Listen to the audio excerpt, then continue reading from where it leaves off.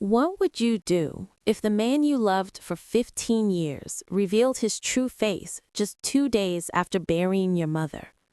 And it turned out he was only waiting for her fortune.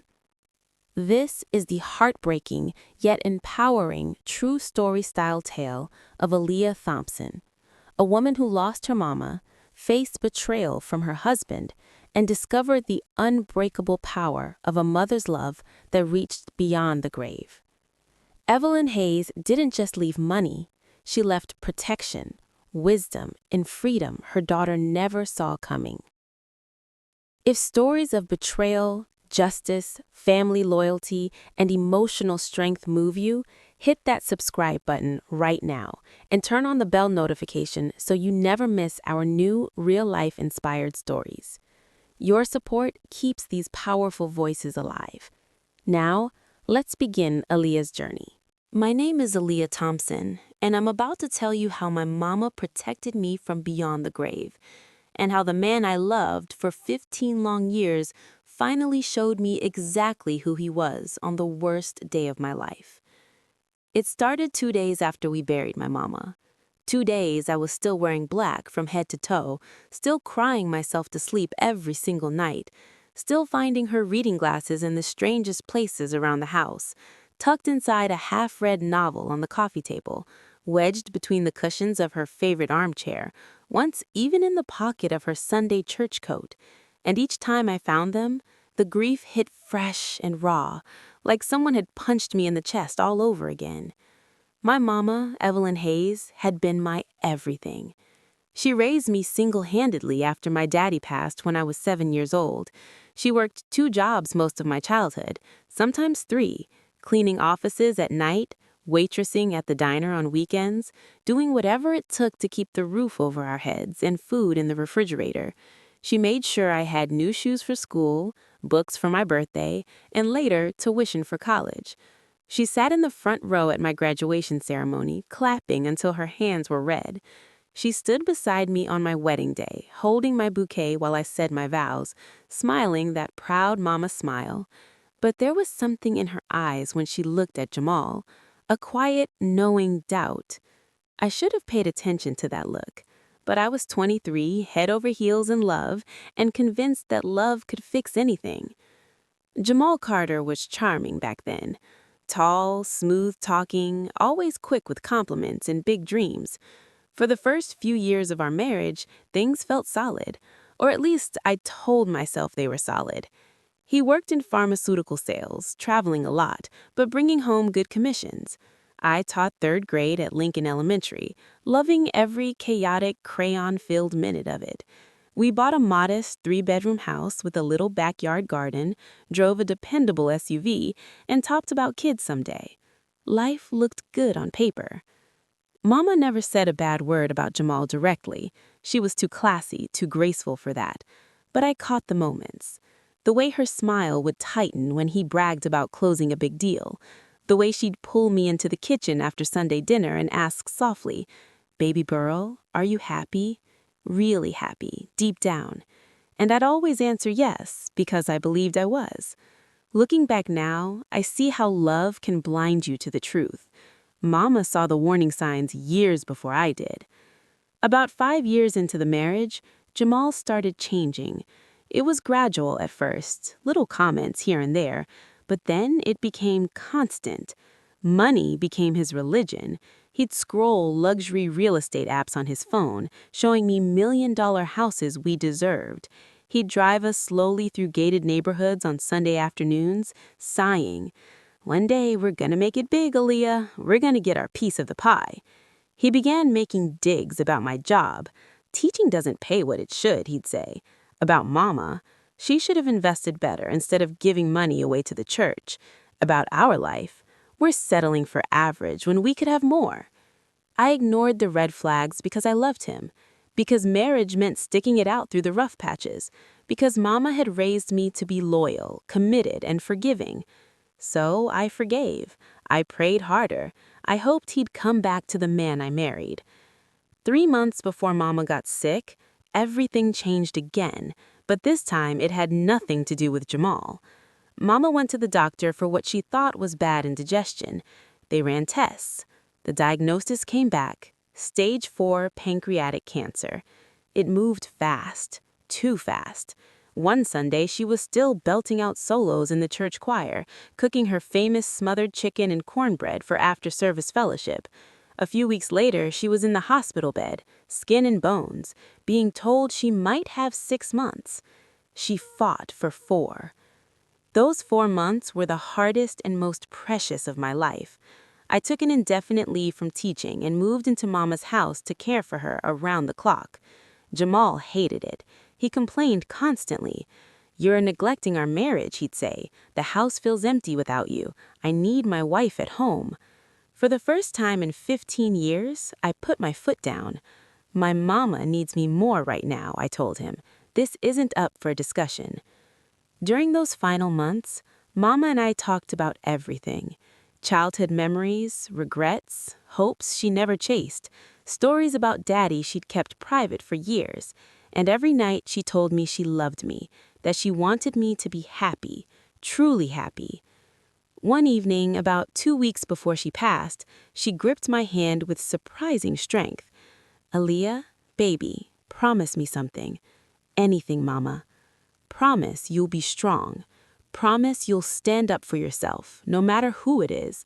Promise you won't let anybody make you feel small or unworthy." Her voice was weak, but her eyes were fierce. I promised. "And one more thing," she whispered. "Trust attorney Raymond Caldwell.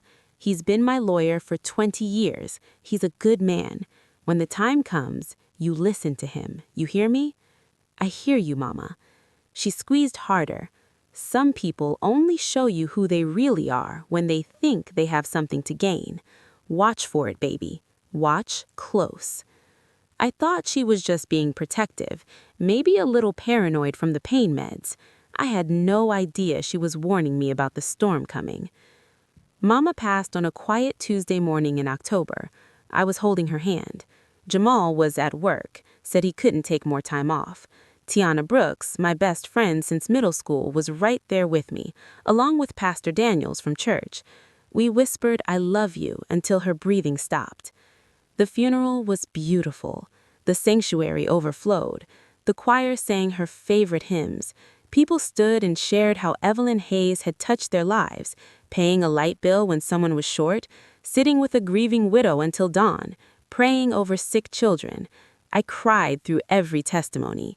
Jamal sat beside me, holding my hand, playing the perfect grieving husband. But the night before the burial, he asked again, "Did your mama leave any paperwork, any instructions about the house or money?" I snapped, "Jamal, please, not now." He backed off, but the question hung heavy. 2 days after the funeral, I was still in pajamas, surrounded by sympathy cards and foil pans of food from church members, when Jamal walked into the bedroom. "Aaliyah, we need to talk." I looked up with swollen eyes. "What is it?" He took a deep breath. For a split second, I saw something cold flash across his face, calculated, detached. "I think we need to separate." The words didn't land first. I just stared. "I've been thinking about this for a while," he continued. "We've grown apart. You've been distant. I think time apart would help us see if this marriage is still worth saving." My whole body went numb. "Jamal, my mama died 2 days ago. We buried her yesterday, and you're doing this now?" "I know the timing is terrible, but I've been holding this in for months. I can't pretend anymore." "You've been holding it in?" My voice cracked, then rose. "While I was bathing my dying mother, changing her adult diapers, spoon-feeding her ice chips, you were planning to leave me?" "Don't make this dramatic, Aaliyah. Our marriage has been dead for years." "Get out," I whispered. "What?" "Get out," I screamed. "Get out of this room. Get out of my sight." He stood slowly, that cold look returning. "Fine, but we're going to have to deal with this eventually. And Aaliyah, you should probably talk to a lawyer too." He walked out. I collapsed on the bed, sobbing so hard I thought my heart would stop. Tiana came an hour later. When she saw me on the floor in my funeral dress, still crying hysterically, she dropped beside me and held me tight. "That man is a fool," she kept repeating, "a damn fool." That night, I barely slept. Every time I closed my eyes, I saw Mama's face, heard her voice telling me to be strong. But I didn't feel strong. I felt shattered. The next morning, Jamal returned. I heard him moving around the living room. When I came out, he was sitting at the kitchen table with a folder in front of him. "What's that?" I asked. "Divorce papers," he said calmly, like he was discussing the weather. "You already filed?" I repeated, voice shaking. "Mama died 2 days ago. 2 days. I know you're emotional right now, but this is for the best. Trust me." He slid the papers across the table. "My lawyer says if we do this amicably, it'll be quick and clean. We split everything 50-50, sell the house, move on." 50-50? I repeated, voice shaking. "This is about money. This is about Mama's inheritance, isn't it?" He looked offended. "Why would you even say that?" "Because you waited until right after she died. Because you keep talking about splitting everything. Community property law is clear, Aaliyah.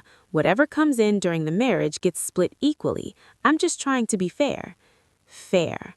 The word tasted like ash. He stood. "You should know I already talked to a lawyer about your Mama's estate.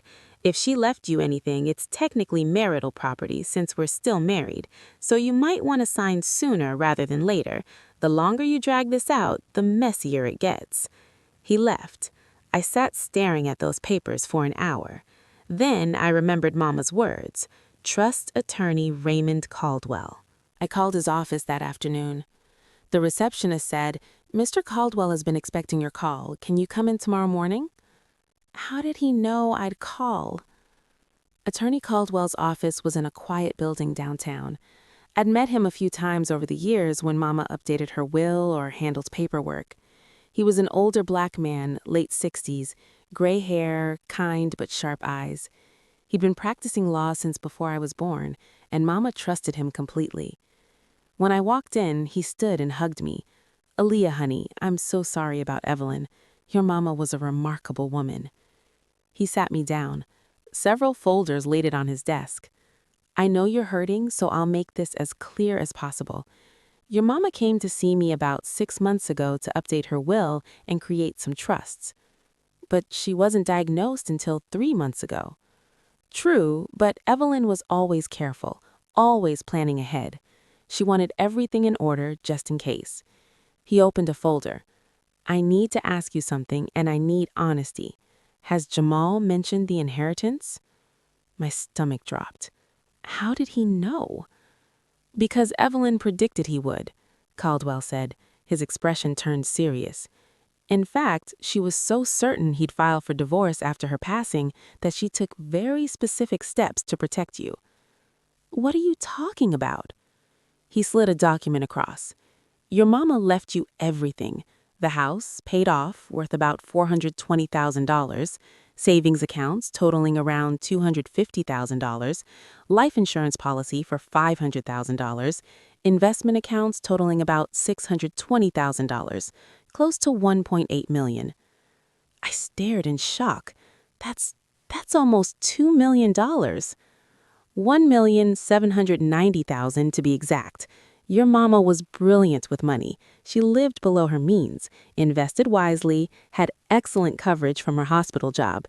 She built this quietly over 40 years, for you." "But Jamal said it would be community property, that we'd have to split it." Caldwell smiled, the smile of a man who knew something the other side didn't. "That's what your husband thinks. But Evelyn made sure that wouldn't happen. She created an inheritance protection trust. Every penny is in that trust. The terms she specified make it yours and yours alone. It can never be considered community property. It can never be touched in a divorce. It's completely shielded." Tears streamed down my face. She knew he would do this. "Your Mama was perceptive. She never spoke badly about Jamal to me. But about a year ago, she came in and asked specifically about protecting inheritance from divorce. She said she had a feeling, just a feeling, but she acted on it." He handed me an envelope with my name in Mama's handwriting. She also left a letter for you. She instructed me to give it to you after I explained the trust. She said you'd understand everything once you read it. My hands shook as I opened it. My dearest Aaliyah, if you're reading this, then I'm gone. And I'm guessing Jamal has shown his true colors. Baby, I'm so sorry you had to find out this way, but I need you to know something. I saw the change in him years ago. I saw how his eyes lit up at talk of money, how he talked about wealth like it was the only thing that mattered, how he seemed more interested in what you could give him than who you are. I never said anything directly because I hoped I was wrong. I hoped he would prove me wrong. I hoped he loved you the way you deserved. But a mama knows. A mama always knows. I spent the last year making sure every penny I worked for would go to you and only you. Not to control you from the grave, but to give you freedom. Freedom to leave if you need to. Freedom to start over if you want to. Freedom to build the life you deserve. The money in that trust is yours. Use it wisely. Use it to take care of your heart first. And baby, please don't ever feel guilty for protecting yourself. You are strong. You are smart. You are worthy of real love, not the kind that comes with conditions and calculations. Stand tall, baby girl. I'm always with you. All my love forever, Mama. I cried until I couldn't breathe. Caldwell gave me tissues and time. There's one more thing, he said gently. Your mama left instructions. If Jamal filed for divorce within the first year after her passing, I was to notify you immediately and assist with your divorce. She even set aside $50,000 specifically for legal fees. She thought of everything, Aaliyah. I looked up through tears. So what do I do now? Now, Caldwell leaned back, we let Jamal think he's winning. We let him think you're going to sign and split everything. And when he gets comfortable, when he thinks he's about to get his hands on nearly $1 million, that's when we show him exactly what Evelyn Hayes did to protect her daughter. For the first time since Mama died, I felt something besides grief. I felt hope, and somewhere deep inside, the beginning of justice. I left Caldwell's office that day with a plan. It wasn't complicated, but it required something I wasn't sure I had: patience and the ability to pretend. Caldwell's advice was clear. Let him show his hand completely. Document every conversation, every demand, every ugly moment. Because when we get to court, I want the judge to see the real Jamal Carter. I drove home slowly, Mama's letter folded in my purse. I must have read it 10 times already. Each time, I felt a little stronger. My mama knew. She'd seen through Jamal when I was too in love to see it, and she'd protected me the only way she could from beyond the grave. When I pulled into the driveway, Jamal's car was there. My heart pounded. I had to act normal. I had to pretend I didn't know about the trust, didn't know every penny was safe from him. I walked in. He was in the living room watching TV like nothing had happened, like he hadn't tried to destroy our marriage while I was grieving. "Hey," he said, casually, "did you think about the papers?" I took a deep breath and sat across from him. This was it. Time to perform. I talked to a lawyer today. His eyes lit up. I could see the greed now that I knew what to look for. Yeah? What did they say? They said we should probably go through with the divorce, that fighting it would just make things more expensive and complicated. He tried to hide a smile. Failed. That's smart, Aaliyah. That's really mature of you. I know this is hard, but it's the right thing. The right thing. The lawyer also told me about Mama's estate. It's more than I thought. A lot more. How much more? He leaned forward, trying to play it cool. Close to $2 million.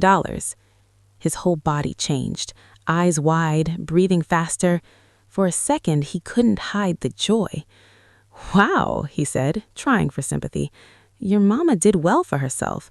That's good, baby. That's really good. At least something positive came out of all this. Baby. He was calling me baby again, like he hadn't asked for a divorce 2 days after her funeral. Yeah, I said quietly.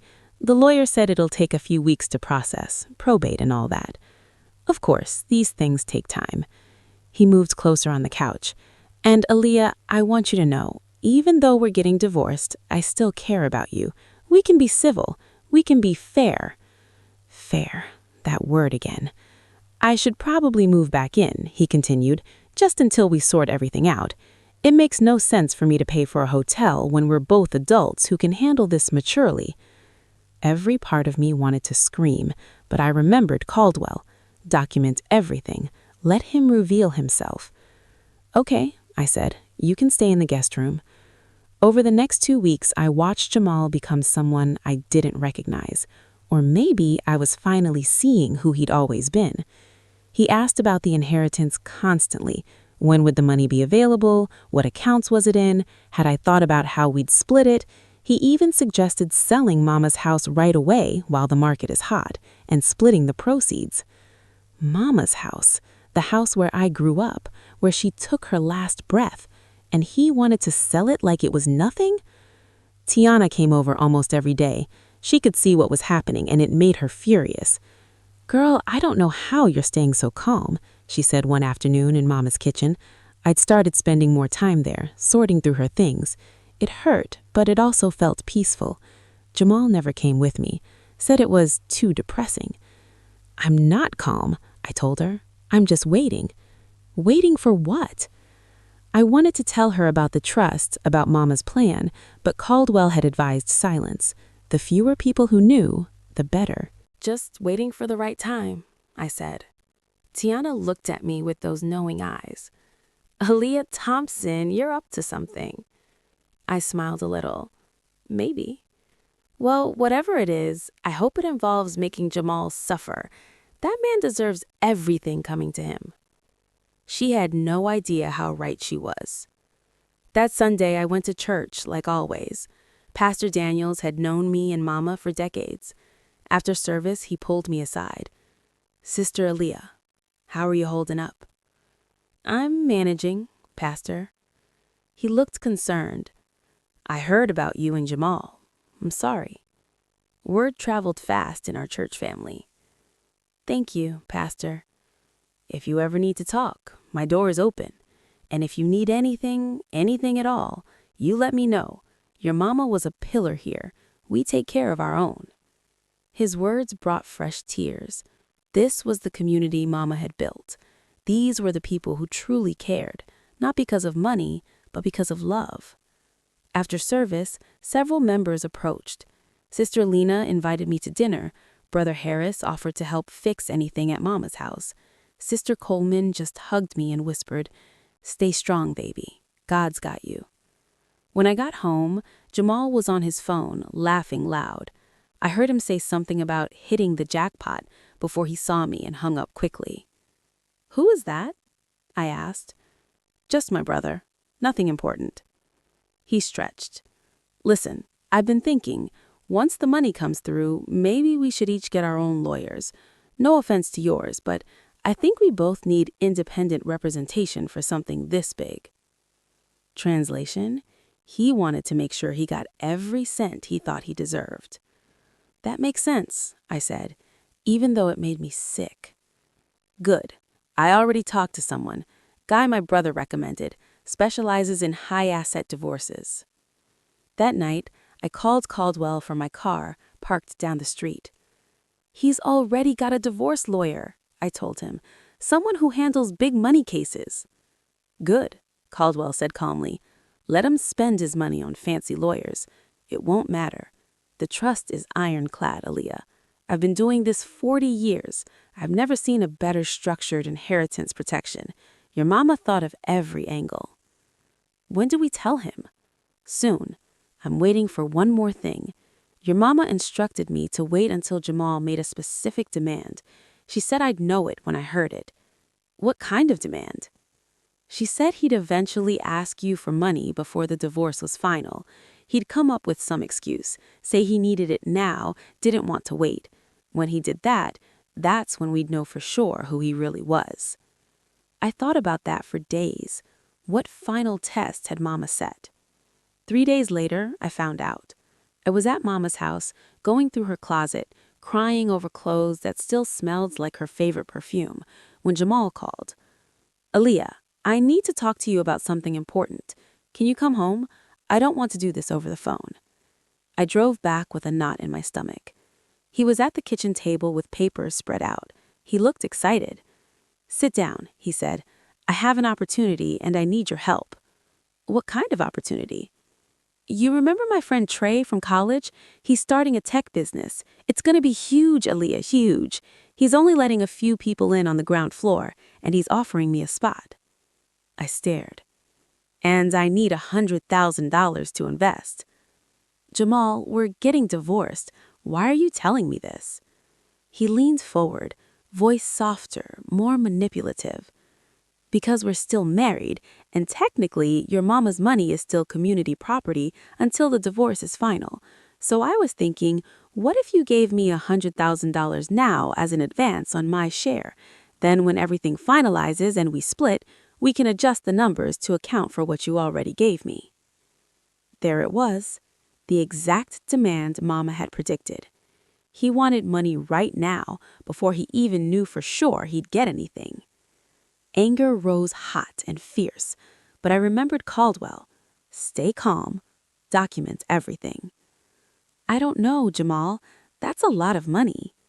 But think about it. If this pays off, that's more money for both of us to split. It's in your best interest. In my best interest. Can I think about it? Sure, but Trey needs an answer by Friday. This won't last forever. I left and drove straight to Caldwell's office without calling ahead. He asked for the money, I said the second I walked in. $100,000 for some investment opportunity. Caldwell smiled, not kindly, the smile of a lawyer who just handed victory. Then it's time, he said. Time to show him what Evelyn did. What do? We call a meeting. You, me, Jamal, and his lawyer. We sit down together and lay out exactly how this divorce is going to go. And Aaliyah, he looked serious. Be ready. When Jamal finds out the truth, it won't be pretty. I'm ready, I said. And I meant it. The meeting was set for the following Monday in Caldwell's conference room. I told Jamal we were just discussing terms and asset division. He seemed thrilled, probably thinking he was about to secure his million. That night, I went to church and prayed harder than ever for strength, for courage, that Mama could see me standing up the way she'd always wanted. After service, Tiana grabbed my arm. Girl, what's happening tomorrow? You've got that look. Everything, I said. Everything happens tomorrow. Monday morning, I woke early and put on my best navy blue suit, the power suit Mama bought me for my 30th birthday. She'd said every woman needs one for important moments. I guess she knew. Jamal was dressed and ready. Big day, he said, finally getting this sorted. Yeah, I answered, finally. We drove separately. When I walked into the office, Jamal was already there with his lawyer, a slick man named Victor Hayes. They were chatting like old friends. Caldwell greeted everyone professionally and invited us to the conference table. I sat beside him. Jamal and Victor sat across. Thank you for coming, Caldwell began. We're here to discuss the dissolution of the marriage between Aaliyah and Jamal Carter and the division of assets. Victor interrupted. I want to make sure we're clear on community property. My client has documentation showing Mrs. Hayes passed recently and left an estate valued at $1.8 million. And as this inheritance was received during the marriage, it is subject to community property laws and should be divided equally. Caldwell nodded calmly. I'm familiar with your position, Mr. Hayes. However, there are facts about Mrs. Hayes' estate your client seems unaware of. Jamal frowned. What facts? Caldwell opened a folder slowly. Mrs. Evelyn Hayes, in her wisdom, established an inheritance protection trust 6 months before her passing. Every asset left to her daughter was placed in this trust with specific terms. Trusts can still be considered community property, depending on structure, Victor said. Not this one, Caldwell replied, voice edged. This trust was designed to protect Aaliyah's inheritance from any spousal claims in divorce. It's irrevocable, with Aaliyah as sole beneficiary. Under state law, and I have the case law here if you'd like to review, Assets in such a trust, executed before knowledge of divorce proceedings, are separate property and not subject to division. The room went silent. Jamal's face changed colors. What are you talking about? We're married. Half of everything is mine. Not in this case, Caldwell said calmly. He slid the trust document across. You'll see it was executed 6 months ago, long before you filed. It explicitly excludes spousal claims. Victor Speed read the pages. His face fell. This can't be legal, Jamal said, voice rising. She can't do this. We're married. It's completely legal, Caldwell answered. And there's more. Mrs. Hayes left a detailed letter explaining her reasons for the trust. In it, she expressed concerns about your financial intentions and treatment of her daughter. While not legally binding, it clearly shows her state of mind.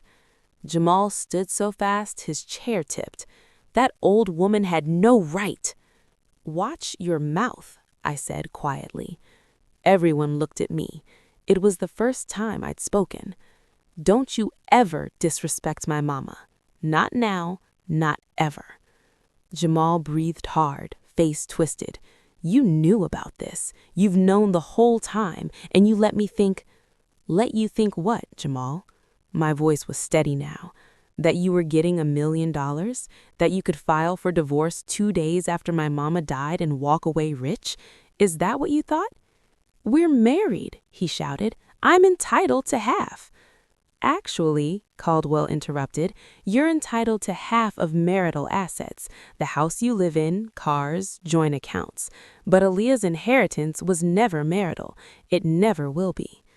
Victor cleared his throat. We'll challenge this. No judge will allow one spouse to hide nearly $2 million from the other. You're welcome to try, Caldwell said.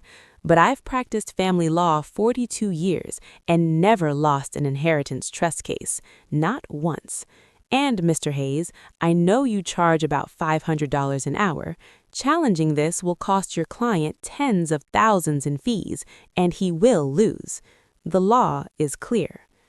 I watched Jamal's face as reality hit. He wasn't getting a penny. You set me up, he said to me, venom dripping. You and that dead old... I stood without thinking.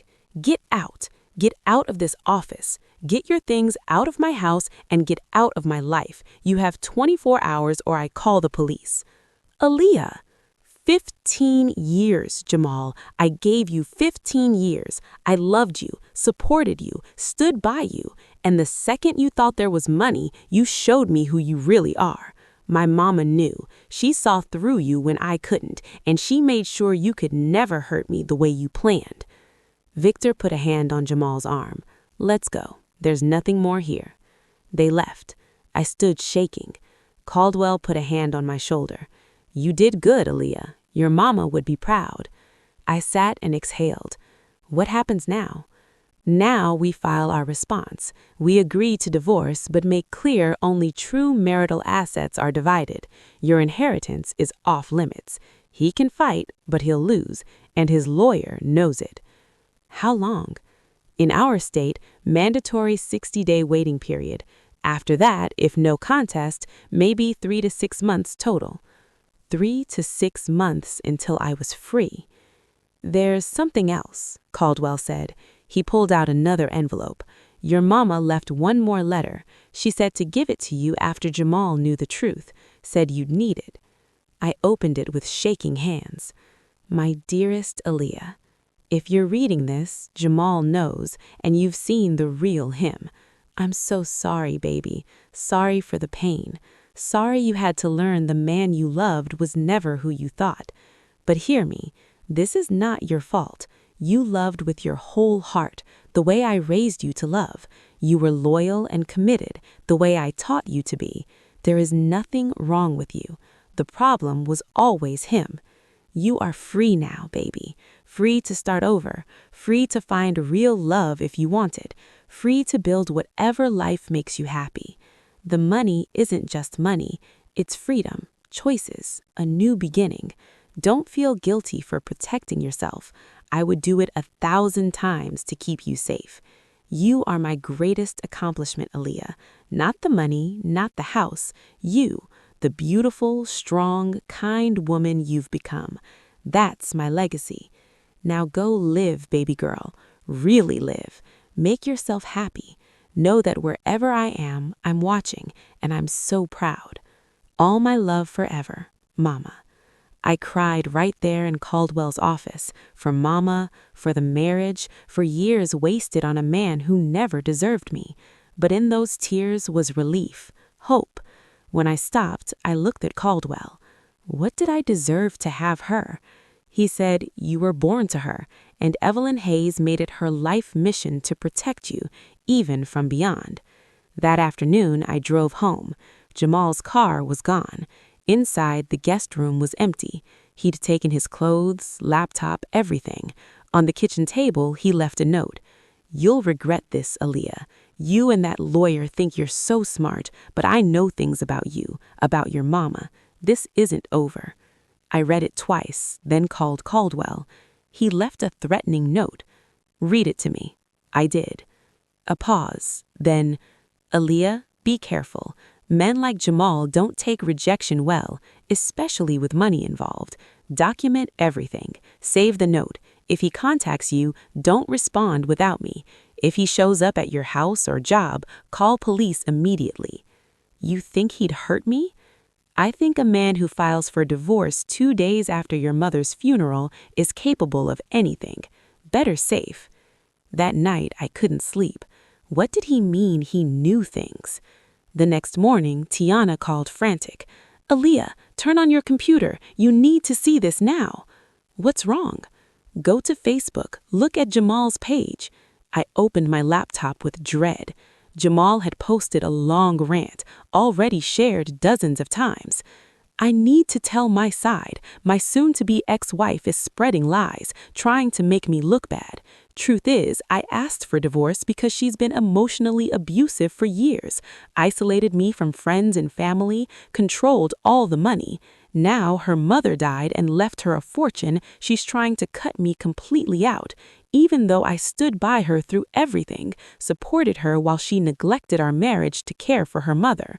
This is how she repays me, turning everyone against me and keeping money that legally belongs to both of us? Not asking for sympathy, just want people to know the truth. Comments were mixed, some supporting him, some questioning me.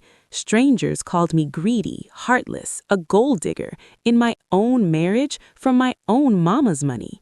I called Caldwell shaking. He's lying about me online, saying I'm abusive and controlling. What do I do? "Do nothing," he said firmly. "Don't respond, don't engage. This is classic manipulation. He's trying to control the narrative, play victim. But social media doesn't matter in court. Facts matter. Evidence matters. We have all of it." I wanted to believe him, but by day's end, the post had hundreds of shares. Church members messaged asking if it was true. My principal called to check on me. Even cousins questioned if I was being fair. The lies spread faster than I could stop them. Then 3 days later, everything changed. I came home from school to find my front door wide open. I froze on the porch, heart hammering. Everything screamed, "Run, call police, don't go in." But this was my home. I dialed 911 with shaking fingers. 911, what's your emergency? Someone broke into my house. The front door is open. I don't know if they're still inside.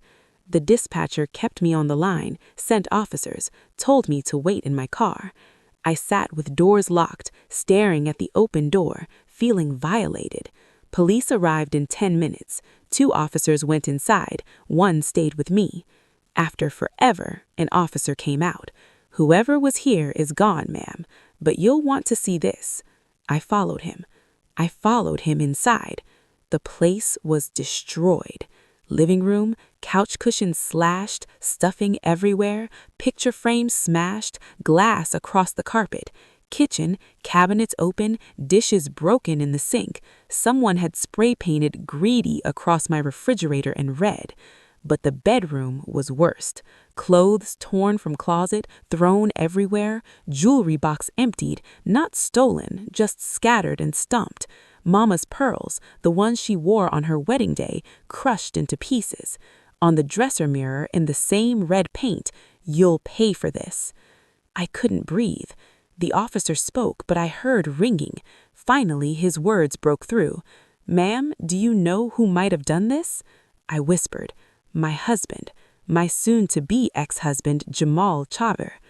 They took photos, dusted for prints, asked about Jamal, where he was staying, did he have keys, had he been violent before. I answered everything.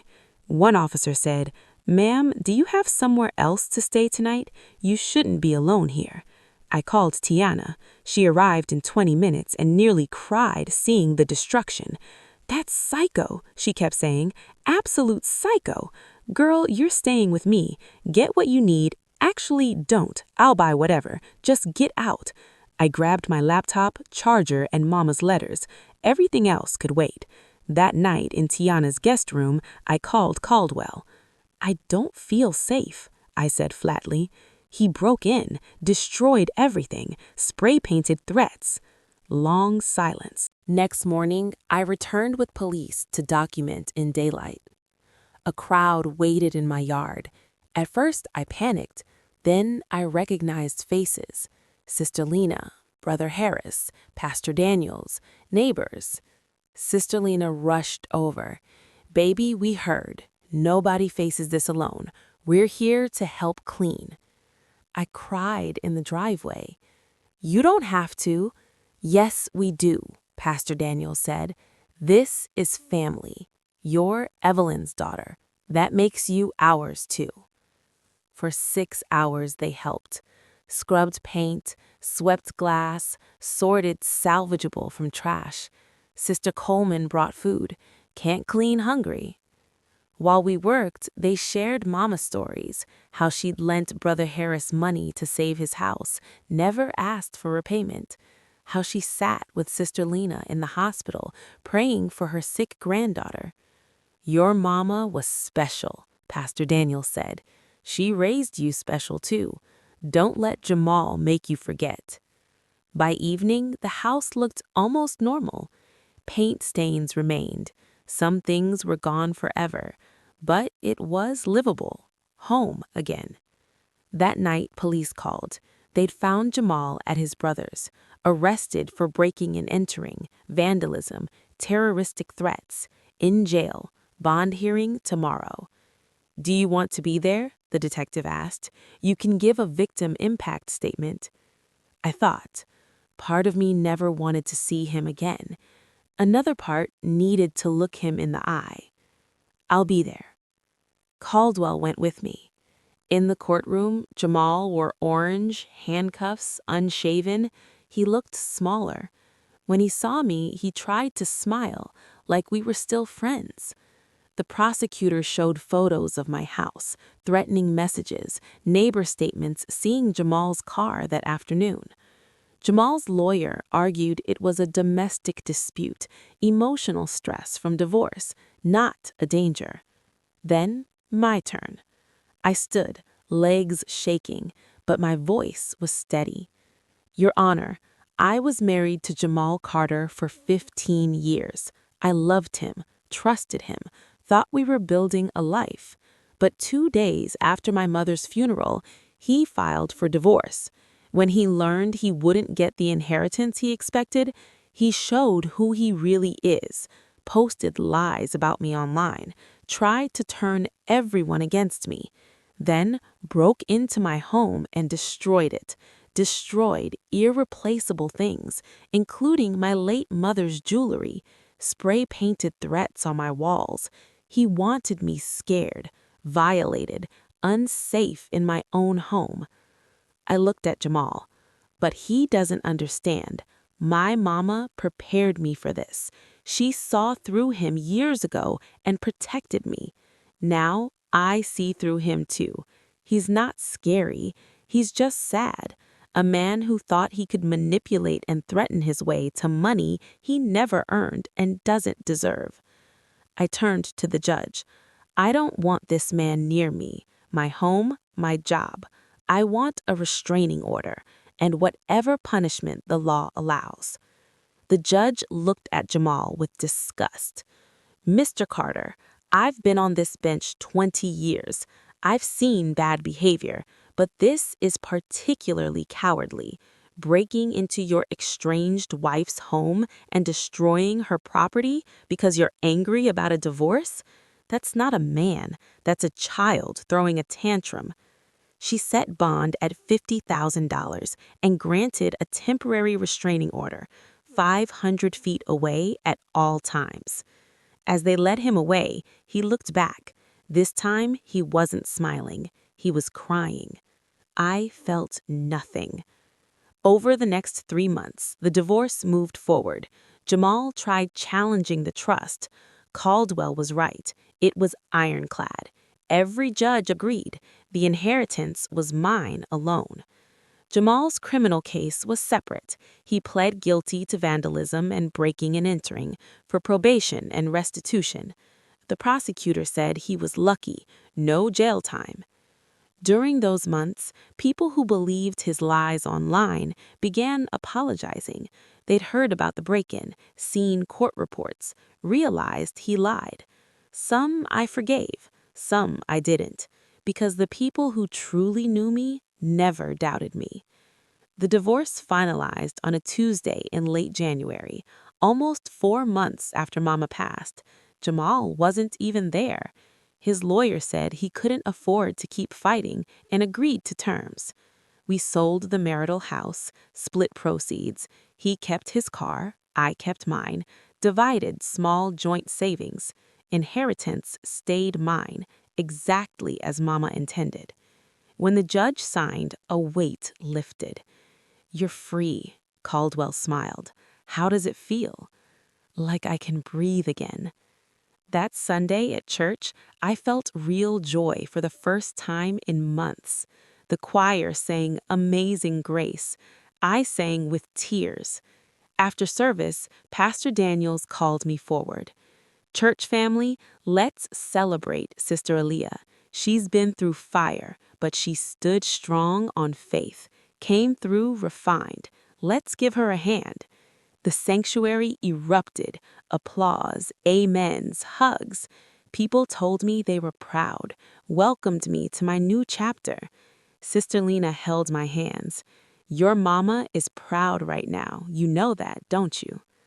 I nodded, too choked to speak.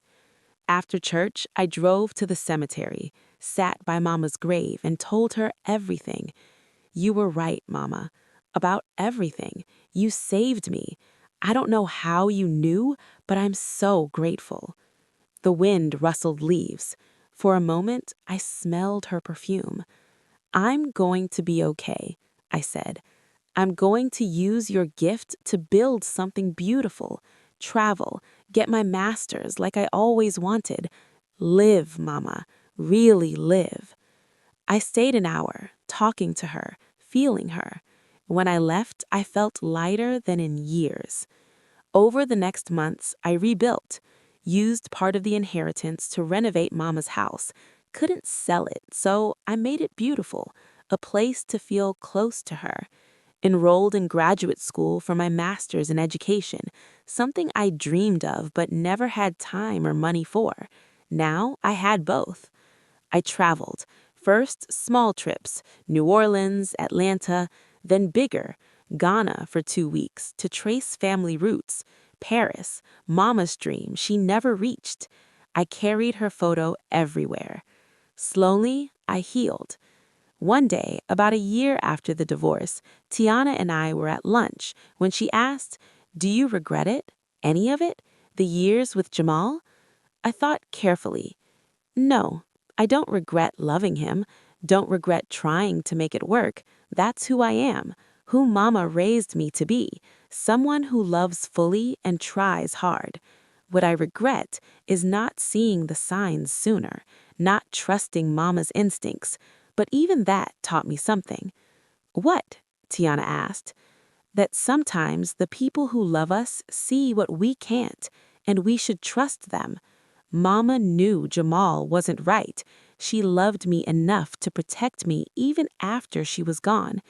That's the love I want to focus on now, Not fake love, but real, deep, sacrificial love. Tiana raised her glass. To Evelyn Hayes, the smartest woman we ever knew. To Mama. Later that month, I created a scholarship in her name. Every year, it helps a community student go to college, someone who can't afford it, just like Mama worked multiple jobs for me. At the first ceremony, I stood before the church and shared. Not the whole painful story, but enough. My mama taught me real love protects. It doesn't control, doesn't manipulate, doesn't come with conditions. It just protects. And when you have that kind of love, when someone loves you enough to plan for your future, even when they know they won't see it, that's everything. That's worth living for. Not a dry eye in the house. 2 years after Mama died, I was truly happy. Not fake happiness where I convinced myself everything was fine, but deep, authentic happiness from knowing myself, being free, living honestly. I had my career, loved more than ever, my education, my community, my independence, peace. People ask if I'm dating again, ready for love. I smile and say the truth. I'm not looking, but I'm not running either. If it comes, it comes. If not, I'm happy alone. Because Mama's gift gave me more than money. It gave freedom to choose my path, say no to what doesn't serve me, wait for real love instead of settling, be happy on my terms. Jamal tried contacting me over the years, through mutual friends, then email, always wanting to apologize, explain, make it right. I never responded. Nothing he could say mattered. I heard he moved out of state, remarried quickly. I hope, for her sake, he learned. Grateful for the present that gave me peace. Grateful for the future, mine to write however I choose. Inside, I looked at Mama's framed photo on the mantle. She was smiling, that beautiful smile that lit every room. "We did it, Mama," I whispered. "We won." And somewhere I knew she was smiling brighter, proud of the woman I'd become. Proud her love, wisdom, and protection had given me the freedom to be exactly who I was meant to be. Free, strong, happy. Finally, home. Thank you for listening. If this story touched you, feel free to share your own in the comments. Your voice matters.